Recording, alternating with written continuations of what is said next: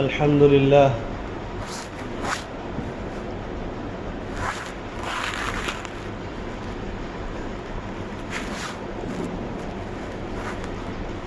الحمد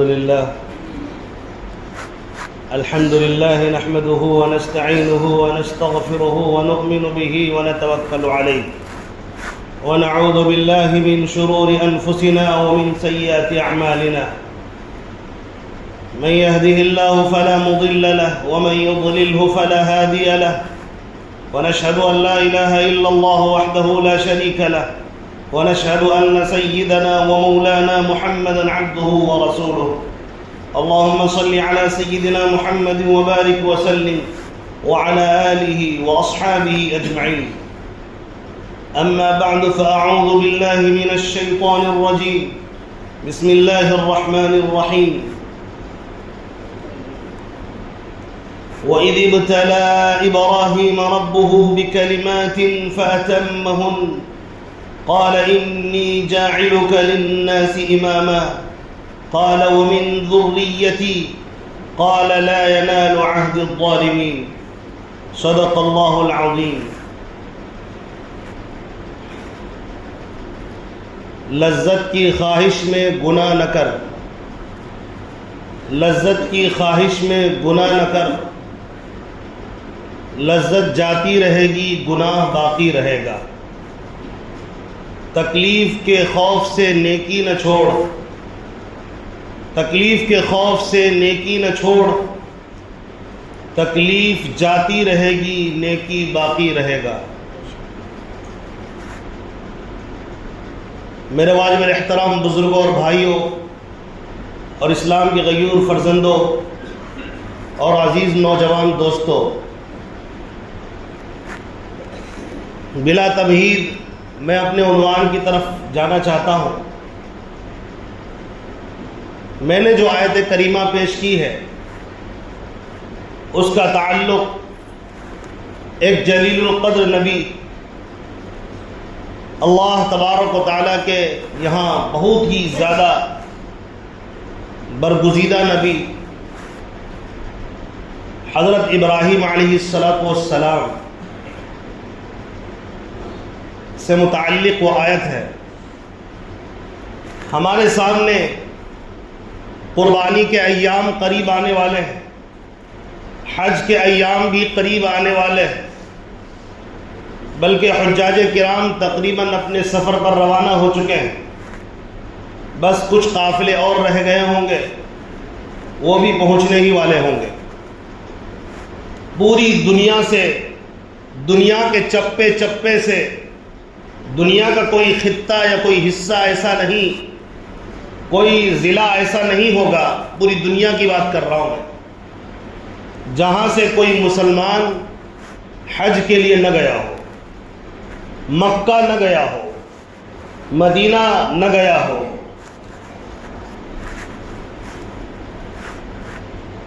تو قربانی دیتے ہوئے اپنے مال کی، اپنے جان کی ایک عاشقانہ سفر بندہ مکۃ المکرمہ اور مدینہ المنورہ کا کر رہا ہے، اور یہ سلسلہ جاری ہے۔ جدہ ایئرپورٹ ہو یا مدینہ ایئرپورٹ ہو، اس وقت میں مسلسل مصروف اور بزی ہوگا۔ جتنی فلائٹیں وہاں سے اڑ رہی ہوں گی اور پرواز کر رہی ہوں گی یا وہاں اتر رہی ہوں گی، اس کی تعداد پوری دنیا میں سب سے زیادہ ہوگی،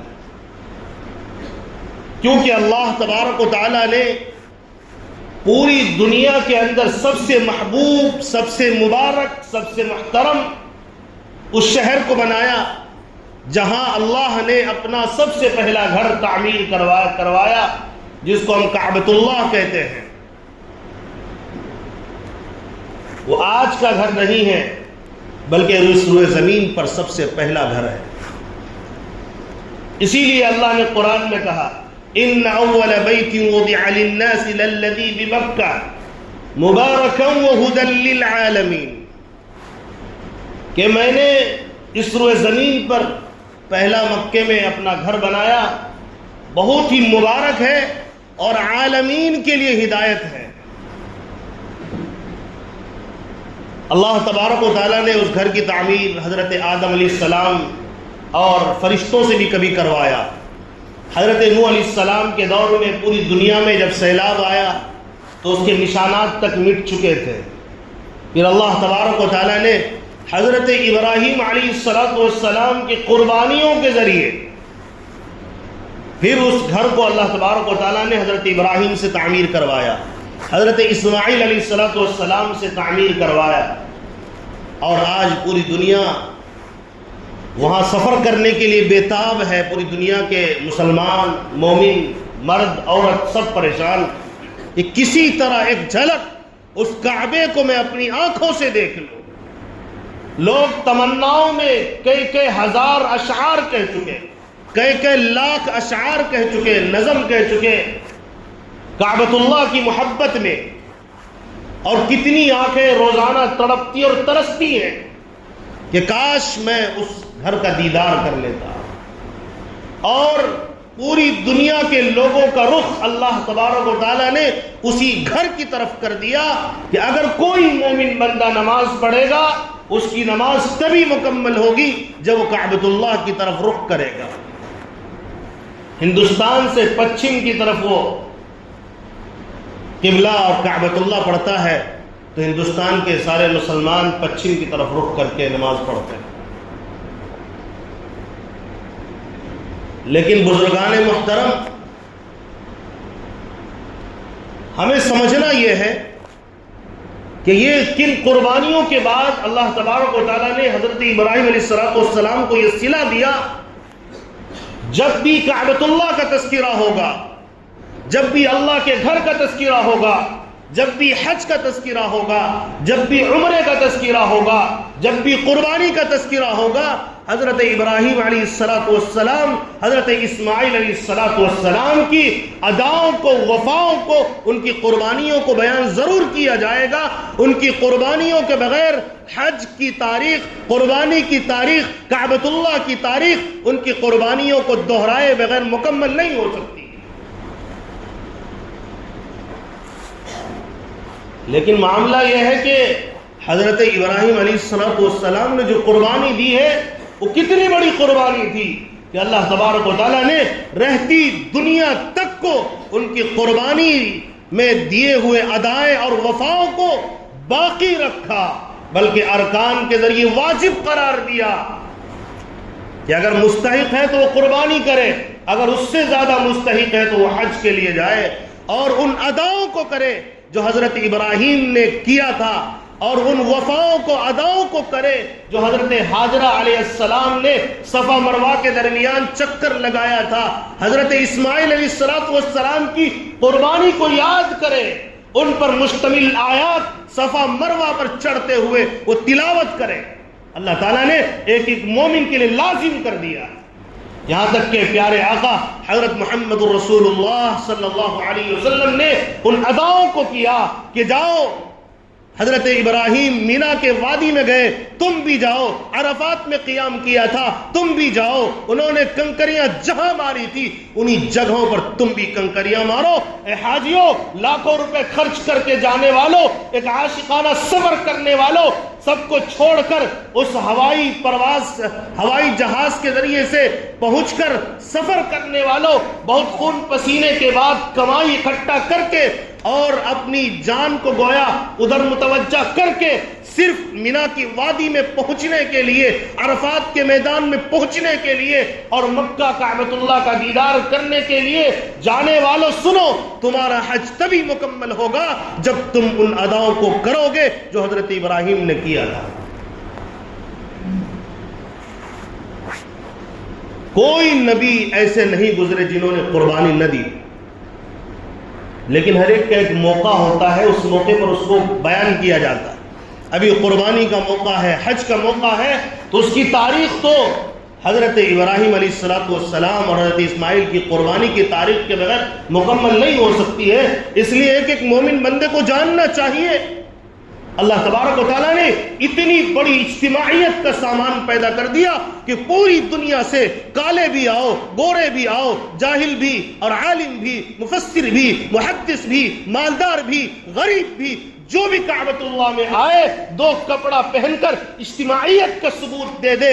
آج کوئی کوٹ نہیں پہنے گا، آج کوئی پینٹ نہیں پہنے گا، آج سارے لوگ، آج کوئی جو ہے پگڑی نہیں، یہاں تک کہ ٹوپی بھی نہیں، بلکہ صرف 2 چادروں میں سلے ہوئے کپڑے بھی نہیں۔ اس کی اتنی بڑی اجتماعیت کا ثبوت دیتے ہوئے ایک یادگار قائم کرو اور بتاؤ کہ ہم اللہ کے حکم پر آج صرف 2 کپڑے پہن کر ہم ایک جہتی کا، اجتماعیت کا اظہار کر رہے ہیں۔ یہ حضرت ابراہیم علیہ السلام کی قربانیوں کا نتیجہ ہے۔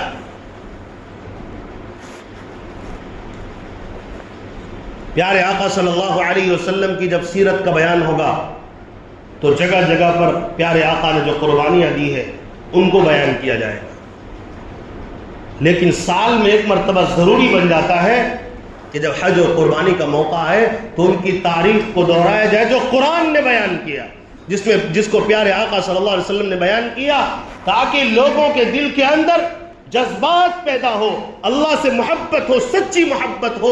جب کوئی بندہ اللہ سے سچی محبت کرتا ہے وہ اللہ کا گھر نہیں چھوڑ سکتا، وہ قرآن کی تلاوت نہیں چھوڑ سکتا، وہ ذکر و اذکار نہیں چھوڑ سکتا، موت آئے جان نکلے پیارے آقا کی سنت کو قربان نہیں کر سکتا۔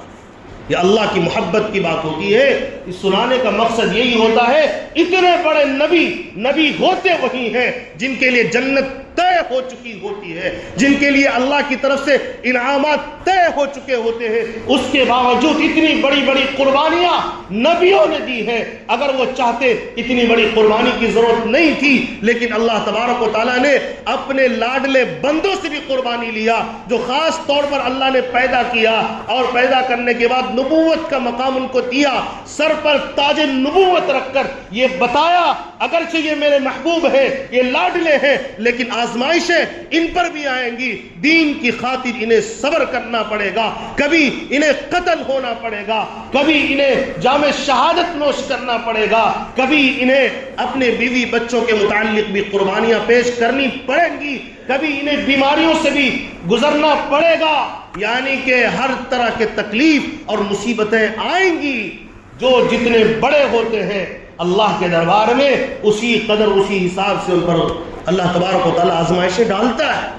اس لیے آزمائش سے مومنوں کو گھبرانے کی کوئی ضرورت نہیں ہے، آخر ہم نے اللہ کی طرف لوٹ ہی جانا ہے۔ اس لیے آج بھی اگر کوئی بندہ ہمارے درمیان سے جان دے کر رخصت ہو جاتا ہے تو ہم لوگ کہتے ہیں انا للہ و انا الیہ راجعون، یقیناً ہم لوگ اللہ ہی کے ہیں، اللہ ہی کی طرف سب کو لوٹ کر جانا ہے، لہٰذا اس پر چیخنے اور چلانے کی ضرورت کیا ہے؟ اللہ کی امانت ہے یہ جان، اور اللہ نے اٹھا لیا، اپنی امانت واپس لے لی، تو اب ہم بھی وہی دہراتے ہیں، یقیناً یہ اللہ کی امانت تھی، اللہ لے گیا، ہمیں زیادہ مصیبت میں پڑنے کی کوئی ضرورت نہیں۔ جب جان چلے جانے پر یہ جملہ دہرانے کا حکم کیا گیا اور صبر کرنے کے لیے کہا گیا، اب دنیا کی کوئی تکلیف ہو، کوئی ٹینشن ہو، جان جانے سے کم ہوتی ہے تو مومن کبھی گھبراتا نہیں، بلکہ ان آزمائشوں کا مقابلہ کرتا ہے شریعت کی روشنی میں، سنت کی روشنی میں، پیارے آقا نے کیا تعلیم دی ہے اس طریقے سے اس کو حل کرتا ہے، چاہے وہ رزق کا مسئلہ ہو،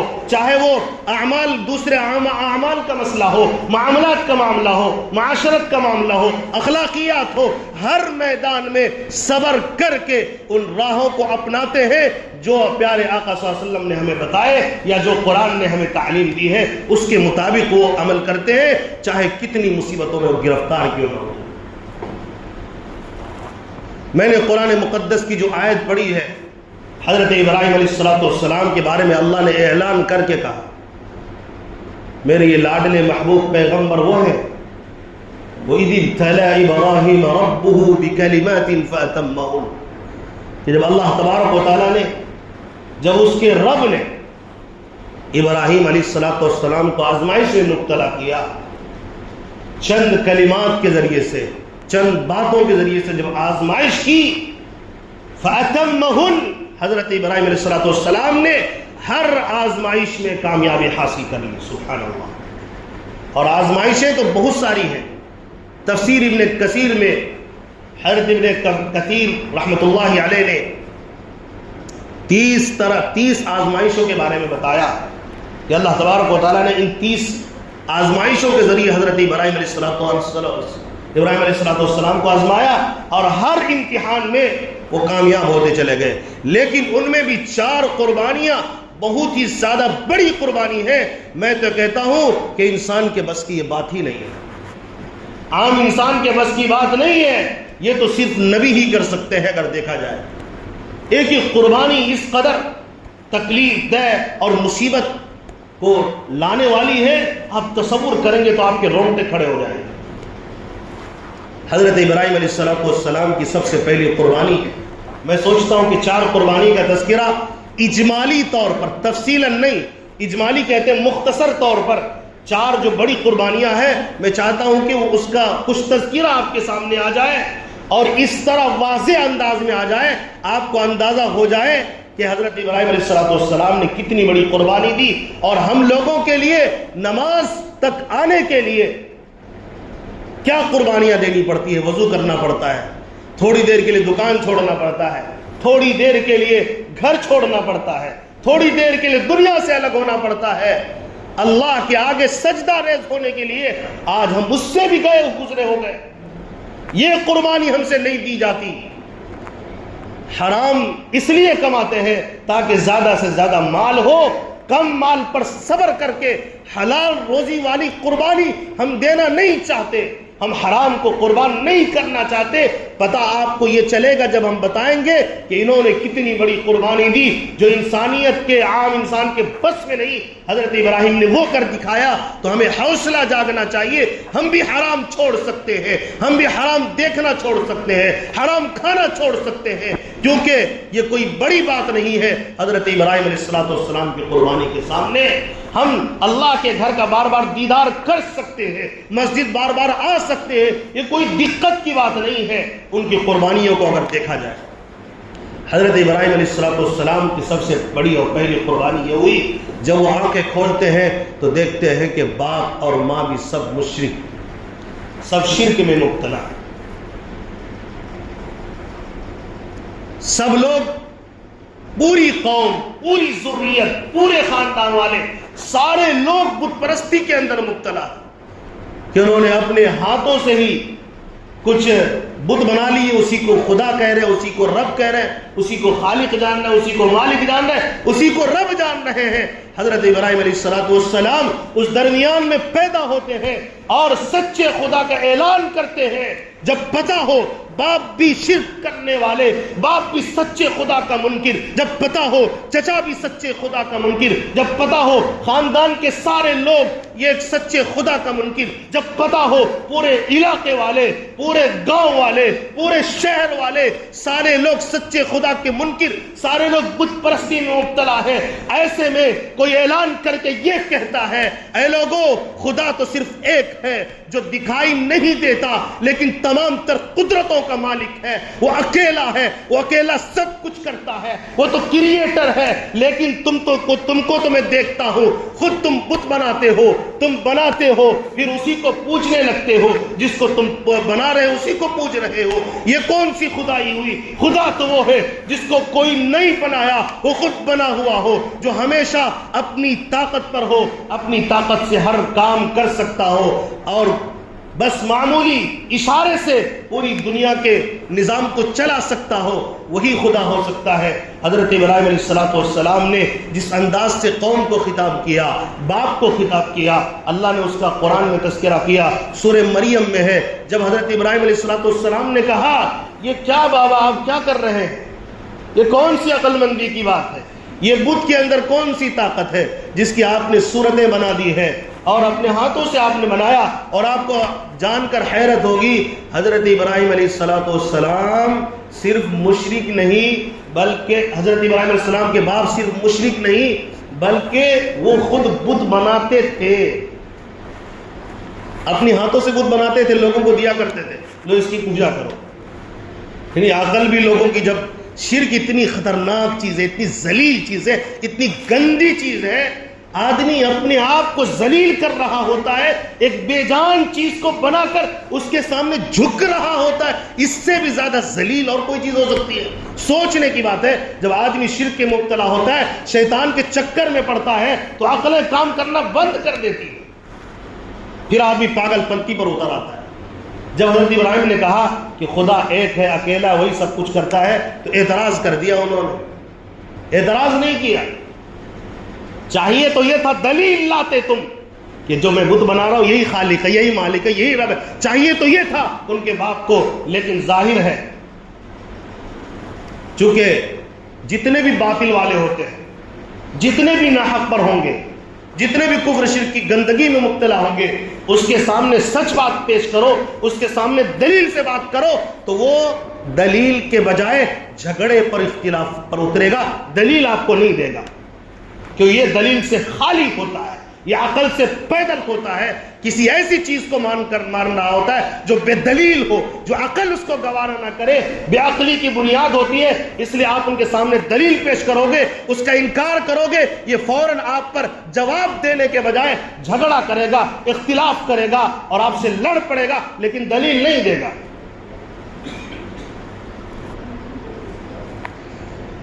آج کل کے دور میں یہ سمجھنا بہت آسان ہے، سرکار سے کوئی غلطی ہوئی، سرکار کوئی غلطی کرے، سرکار کے خلاف سوال اٹھاؤ، جیل میں ڈال دیں گے۔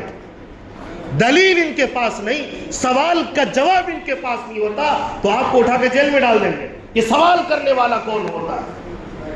ارے سوال کیا ہے، دم ہے اگر تمہارے پاس، اگر تم قوم کے خیر خواہ ہو، اگر تم ملک کے خیر خواہ ہو، جواب دو، جواب دو۔ سوال کر رہی ہے جنتا، اگر تمہارے پاس سوال کا جواب ہے، جواب دو۔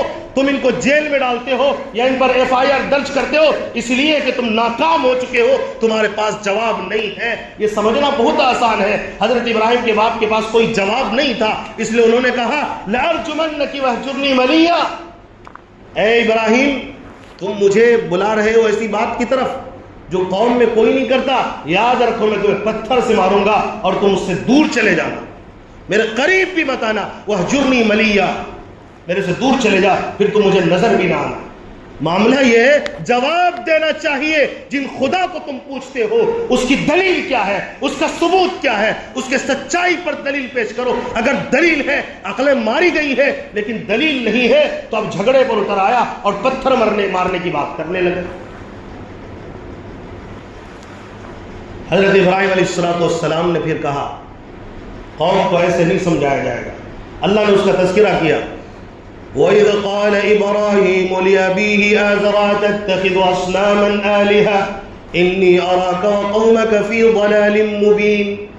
جب حضرت ابراہیم نے اپنے باپ سے کہا، اپنے باپ کو دیکھا کہ لوگ شرک و بت پرستی کر رہے ہیں، وہ کہتے ہیں اِنِّي أَرَاكَ وَقَوْمَكَ فِي ضَلَالٍ مُبِينٍ، میں اے میرے باپ، میں آپ کو اور قوم کو سب کو ایک کھلی ہوئی گمراہی میں دیکھ رہا ہوں۔ اس سے زیادہ کھلی ہوئی گمراہی کیا ہو سکتی ہے؟ جن کو خود بناتے اسی کے سامنے جھک رہے۔ اس کے بعد اللہ تبارک و تعالیٰ نے ان کے بارے میں کہا، حضرت ابراہیم علیہ السلام نے جن چیزوں کو دیکھا اور کیسے دلیل کی بنیاد رکھی، اس کا تذکرہ اللہ نے کیا، وَكَذَلِكَ نُرِي إِبْرَاهِيمَ مَلَكُوتَ السَّمَاوَاتِ وَالْأَرْضِ وَلِيَكُونَ مِنَ الْمُوقِنِينَ، اور اسی طرح ہم ابراہیم علیہ السلام کو زمین آسمان کے اندر نشانیاں دکھاتے رہے، علامتیں بتاتے رہے۔ یہی وجہ ہے جب ان دلائل ان کے سامنے آ گئے، ہم نے ان کے سامنے دلیل کو پیش کیا تو ان دلیلوں کو اپنے باپ کی، اپنے قوم کے سامنے رکھا۔ کس طرح رکھا؟ فرمایا فَلَمَّا جَنَّ عَلَيْهِ اللَّيْلُ رَأَىٰ كَوْكَبًا، جب رات جب چھا گئی، رات آ گئی تو انہوں نے ستارے کو دیکھا اور کہا قال هذا ربی، یہ میرا رب ہو سکتا ہے۔ فلما افل قال لا احب الافلین، پھر دیکھا کہ صبح ہوئی تو ستارے غائب ہو گئے، ستارے چھپ جا رہے ہیں۔ انہوں نے کہا غائب ہونے والا یہ میرا خدا نہیں ہو سکتا، جو جس میں تبدیلی آ سکے، جو غائب ہو جائے، اپنی چمک کھو دے، وہ خدا نہیں ہو سکتا۔ پوری دنیا کو چمکانے والا خدا ہو سکتا ہے، پوری دنیا کے نظام کو چلانے والا وہ خدا ہو سکتا ہے۔ جو غائب ہو جائے، میں غائب ہونے والے کو خدا نہیں مان سکتا۔ فلما رأى القمر بازغا قال هذا ربي، پھر دیکھا کہ ستارے سے بڑا چاند نکلا، چاند دکھائی دیا۔ انہوں نے کہا ہاں ہو سکتا ہے کہ یہ ہے میری قوم، ہو سکتا ہے کہ یہ خدا ہو۔ فلما افلا قال لئن لم يهدني ربي لاكونن من القوم الضالين. اللہ حفاظت فرمائے یہ بھی خدا نہیں ہو سکتا، یہ بھی غائب ہو گیا، یہ بھی چھپ گیا، اس کی بھی روشنی ختم ہو گئی، اس میں تبدیلی کیوں پیدا ہو رہی ہے؟ اس کے بعد ستارہ سورج کو دیکھا، فلما رأى الشمس بازغة قال هذا ربي هذا اکبر. سورج کو دیکھا، پوری دنیا روشن ہو گئی. تب لوگوں سے کہا ہو سکتا ہے کہ تمہارے گمان کے مطابق یہ خدا ہو سکتا ہوگا، لیکن یہ بڑا ہے، ہو سکتا ہے کہ خدا ہو. لیکن فرمایا جب وہ بھی غائب ہو گیا، فلما رأى الشمس بازغة قال هذا ربي هذا اکبر فلما افلت قال يا قوم انی بریء مما تشركون. دیکھا کہ وہ بھی غائب ہو گیا، رات آئی تو سورج ختم.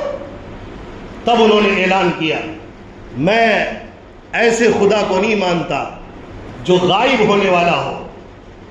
میں تو تم جن چیزوں کے ساتھ اللہ کو شریک کر رہے ہو اللہ اس سے پاک ہے. بس انی وجہت وجہی للذی فطر السماوات والارض حنیفا وما انا من المشرکین. میں اس اللہ کی طرف چہرہ کرتا ہوں جو زمین کو پیدا کرنے والا، آسمان کو پیدا کرنے والا. میں یکسو ہو کر اسی کی عبادت کا اعلان کرتا ہوں. میں ان جھمیلوں میں نہیں پڑتا جو اللہ کے ساتھ کسی کو شریک کرتا ہو. اب تو تمہیں سمجھ آ جانا چاہیے جب سورج خدا نہیں، جب چاند خدا نہیں، جب ستارے خدا نہیں، کائنات کا ذرہ ذرے کو جب خدا نہیں تو خدا کوئی وہی ہوگا جو پوری دنیا کے نظام کو چلانے والا، پوری دنیا کے نظام کو پیدا کرنے والا ہوگا. خیر یہ بڑی قربانی تھی. کیا بولنا آسان ہے؟ سوال کرنا کتنا مشکل ہوتا ہے. اپنے گھر کے اندر جب کوئی معاملہ پیش آئے نا، جب بڑوں سے کوئی غلطی واقع ہو، آپ سوال کر کے دیکھو آپ کو تھپڑ لگ جائے گا. میں غلط کیا ہوں، تم کون ہوتے ہو بولنے والے؟ اتنا آسان نہیں ہوتا. حضرت ابراہیم نے سچائی کو ٹھوک کر بیان کیا، علی الاعلان بیان کیا اور بغیر ڈرے بیان کیا. پھر جب قوم نے دیکھا کہ یہ حضرت ابراہیم اس طرح ہمارے ساتھ کر رہے ہیں، پوری قوم بھی مخالف ہو گئی اور باپ بھی مخالف ہو گیا، پوری رشتہ دار مخالف ہو گئے. تو یہ پہلی قربانی تھی. اتنا آسان نہیں ہے کہ آپ گمراہی میں رہ کر حق کی بات کریں، حرام میں رہ کر حلال کی بات کریں. اتنا آسانی سے ہضم نہیں ہوتا. معاشرے میں آپ کہو جہیز غلط ہے، فوراً تیور بدل جاتا ہے. معاشرے میں آپ کہو جہاں پہ نشہ خوری زیادہ ہو اس کے سامنے کہو کہ نشہ غلط ہے، فوراً تیور بدل جائے گا. آپ کو سود غلط ہے، تیور بدل جاتا ہے. اس لیے کہ معاشرہ حرام میں آ چکا ہے. اور حضرت ابراہیم اتنے پاک پیغمبر ہیں، جب کفر شرک کی گندگی میں رہ کر اعلان کرتے ہیں کہ بھائی کفر شرک کی گندگی سے بڑھ کر کوئی گندگی ہے، اتنا آسان نہیں ہوتا. یہ بڑی قربانی تھی جس کو حضرت ابراہیم نے فیس کیا اور علی الاعلان بیان بھی کیا. آگے اللہ تعالیٰ نے جو قرآن میں کہا ہے کہ عملاً، زبانی تو دعوت دی، عملاً بھی دعوت دی. وقت کافی ہو چلا ورنہ میں آپ کو بتاتا عملاً کس طرح دعوت دی. اور یہ آج تو میں نے ایک قربانی کا تذکرہ کیا. آئندہ جمعہ میں جو باقی میں نے کہا کہ 3 بڑی بڑی قربانیاں اور اس پر بھی تفصیل سے روشنی ڈالی جائے گی. اللہ تبارک و تعالیٰ ہمیں بات سمجھنے کی توفیق نصیب فرمائے. اللہ تعالیٰ حق بولنے والا، حق پر چلنے والا بنائے. آمین. وما علینا الا البلاغ. دعا صحت کی اپیل ہے. آپ سب مسلسل دعا کر رہے ہیں، پھر بھی دعا کی گزارش